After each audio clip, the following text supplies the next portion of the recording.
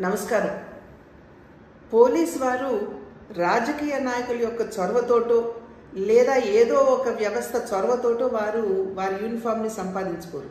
కష్టతరమైనటువంటి పరీక్షల్లో వారు ఉత్తీర్ణులై వారు ఆ అర్హతని సాధిస్తూ ఉంటారు. దేశంలో అదేవిధంగా రాష్ట్రంలో కూడా శాంతి భద్రతల్ని కాపాడవలసినటువంటి బాధ్యత వారి భుజాల మీద వేసుకునేటువంటి 4వ సింహంగా పోలీసు వ్యవస్థని ప్రతి ఒక్కరూ కూడా గుర్తిస్తూ ఉంటారు. వారి ప్రాణాలని ఒడ్డి శాంతి భద్రతల్ని కాపాడటంలో వారు ఒక ప్రధానమైనటువంటి భూమికని పోషిస్తూ ఉంటారు. అటువంటి 4వ సింహంగా పరిగణించబడుతున్నటువంటి పోలీస్ వ్యవస్థని ఉద్దేశించి జగన్మోహన్ రెడ్డి గారు బట్టలోడదీసి కొడతాము అని చెప్పటం ఇది సర్వత్రా ఖండించవలసినటువంటి అంశంగా నేను భావిస్తున్నాను.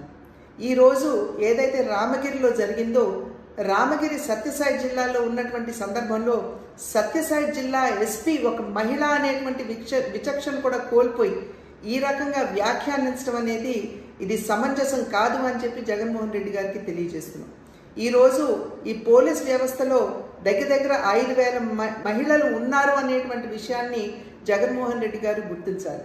ఇది కేవలం మహిళలు మాత్రమే కాదు, ఆ వ్యవస్థలో పనిచేస్తున్నటువంటి మహిళలు లేదా పురుషులకి సంబంధించి మాత్రమే కాదు, అసలు ఆ వ్యవస్థను కించపరచడం, ఈ రకంగా వ్యాఖ్యానించడం అనేది ఇది ఎవరూ కూడా స్వాగతించదగ్గ విషయం కాదు అని చెప్పి తెలియజేస్తూ ఆ వ్యవస్థకి ఇవాళ జగన్మోహన్ రెడ్డి గారు క్షమాపణ చెప్పాలని చెప్పి భారతీయ జనతా పార్టీ డిమాండ్ చేస్తుంది.